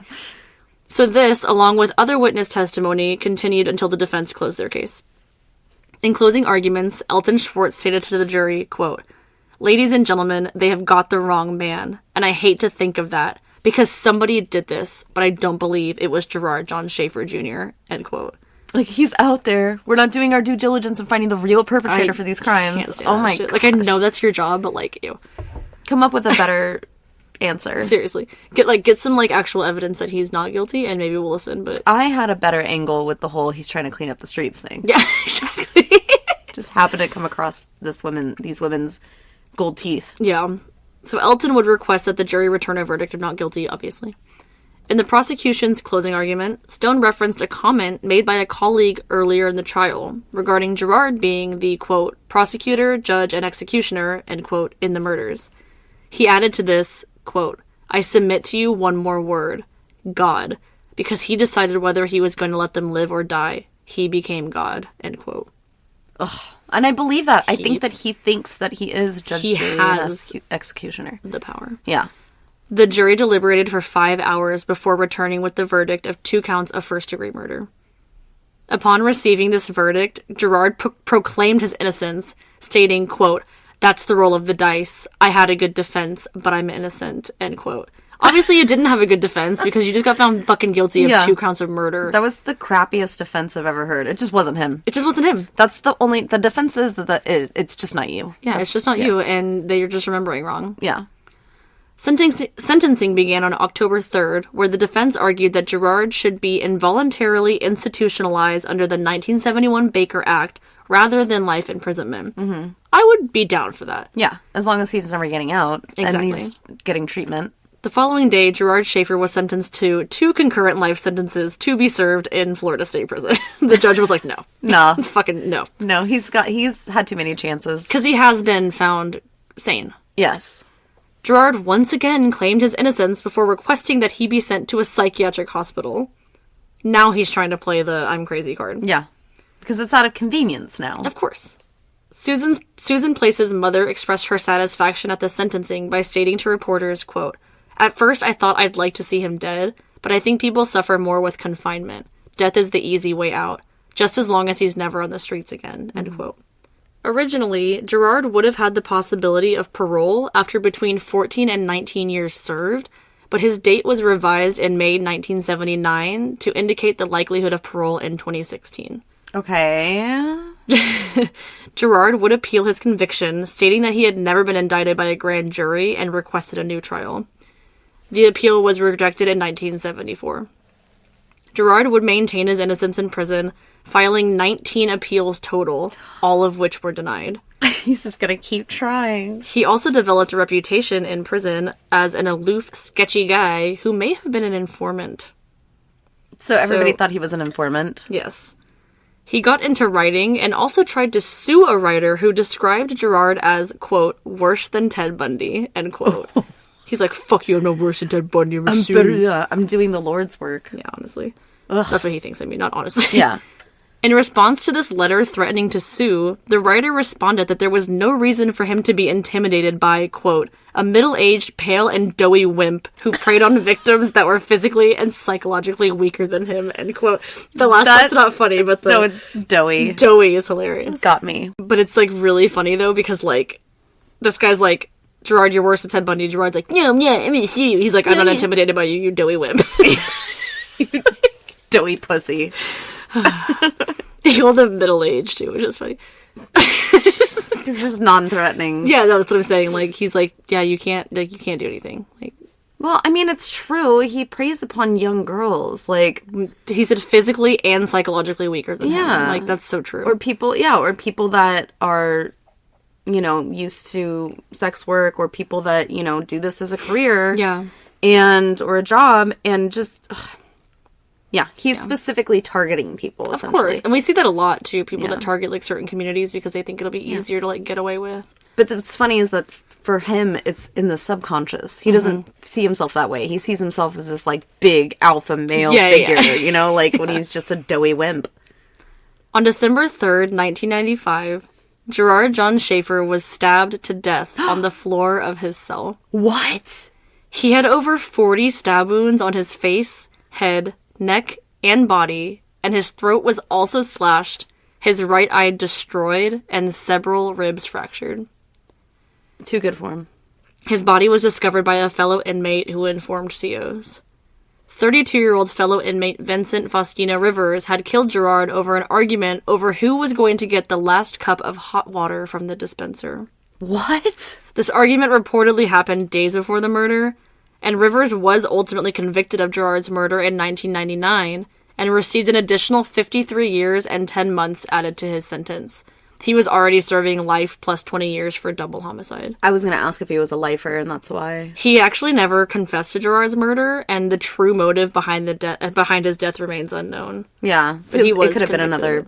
Well, I mean, He's already been there for life. Maybe he took the rap for the guilt or blame or sorry for someone that was maybe getting out soon or something. yeah, I don't know. Well, I mean, Gerard wasn't probably the easiest person to get along with, I'm assuming. And I was going to add in as well, it was widely believed that he was killed for being a prison informant, as there was numerous acts committed against him in the year prior to his death. Like, he had been assaulted before. I could see that. They're like, okay, you used to be a former cop. There's got to be some good in you somewhere. And they play that angle. Exactly. Well, included in these multiple attempts to hurt him in the past, he actually got, like, fecal matter thrown at him.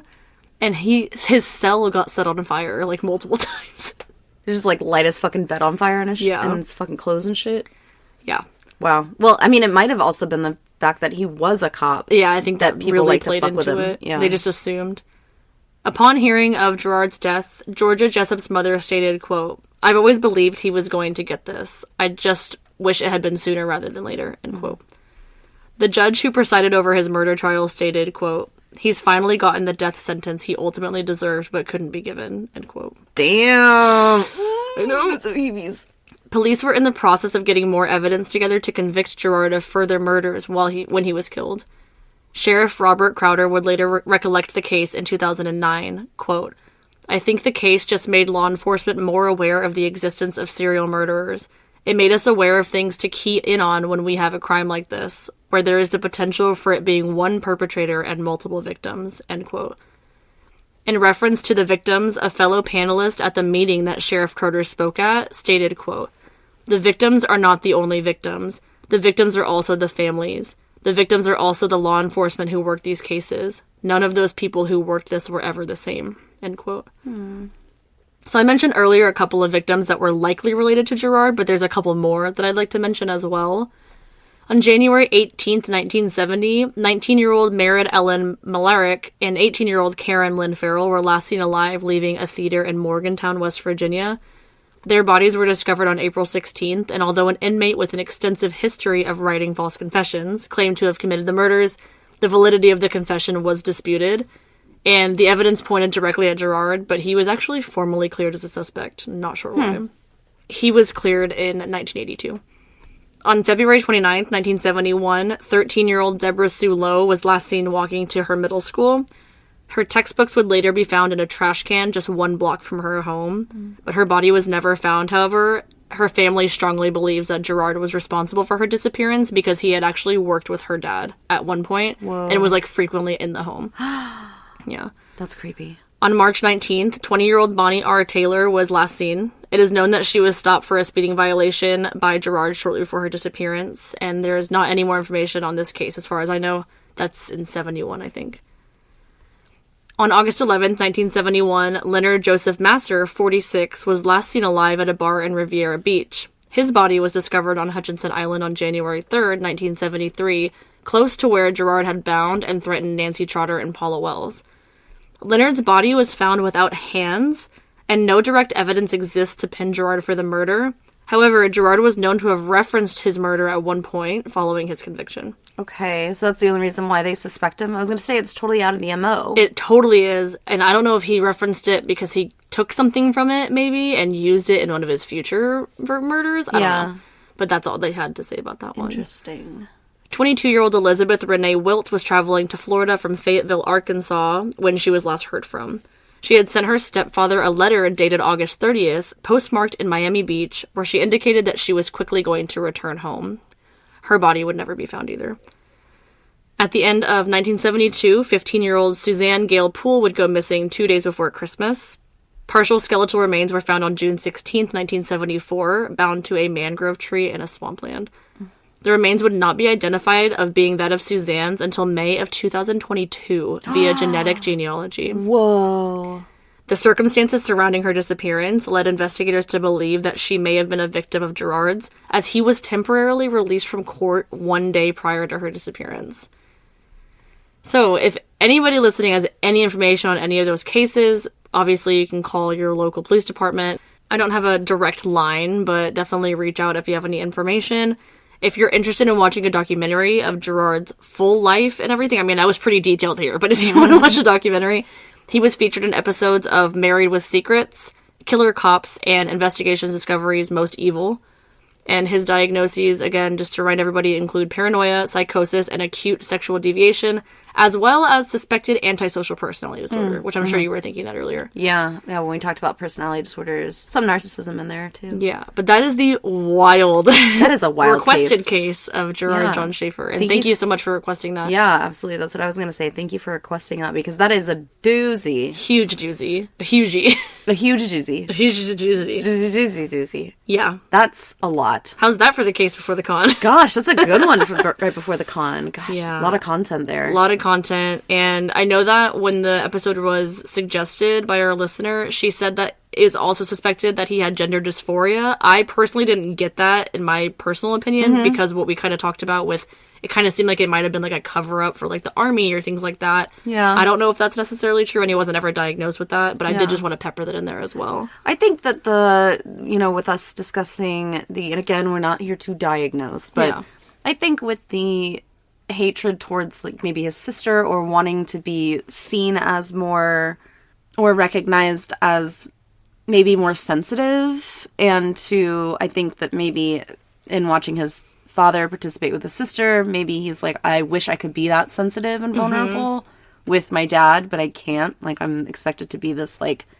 man, and maybe that's where a lot of that alpha stuff comes from, but that he's trying to still maintain some type of connection to his sensitive, like to be vulnerable and be sensitive, and maybe that's where the underwear thing came from. Yeah, no, absolutely. He definitely had a lot going on up there, and I don't know. I mean, it's just like it's a really sad kind of story, like all the way around. Like, of course, for the victims. Yeah. But, I mean, I don't want to say he had like a bad childhood, because we've seen worse cases, but with the constant verbal abuse in the household, the alcoholism, who's to say there wasn't any sort of predisposed underlying mental disorder that trauma caused to present. Like, yeah, exactly. He clearly had a lot of mental issues. Trauma is trauma, abuse is abuse. Yeah, and exactly. I do definitely think, especially after talking about that Dunning-Kruger and talking about how he clearly was inept in many cases and is like pursuing being a police officer, pursuing college, or being an educator, he self-sabotaged because he wasn't capable of the follow-through. And I find that very interesting, that he didn't realize how inept he was when it came to things like that. It was everybody else's fault. And then, again, that low frustration you talked about. Yeah, I've never really heard that term like, described, but it makes sense. Like, as soon as I heard it, I was like, oh, I know exactly what that means. You know? Because he's found things that work for him to create that dissonance or that distance from being uncomfortable. And that's something that was probably very much nurture. Yeah. So. Absolutely. Well, thank you guys for joining us. Thank you again for the requested case. I actually am doing another requested case for my next case in 2 weeks. And when you hear this, the next day we'll be having that new mental breakdown coming out. And that's also a requested mental breakdown. Oh, that's so I'm doing a lot of listener requests before the con. So thank you guys so much for joining us. And we hope you like these long episodes. That one was a doozy and a half. So we will see you guys soon. Yes. Okay. We'll see you tomorrow. Love All you. Right, love you. Bye. Bye.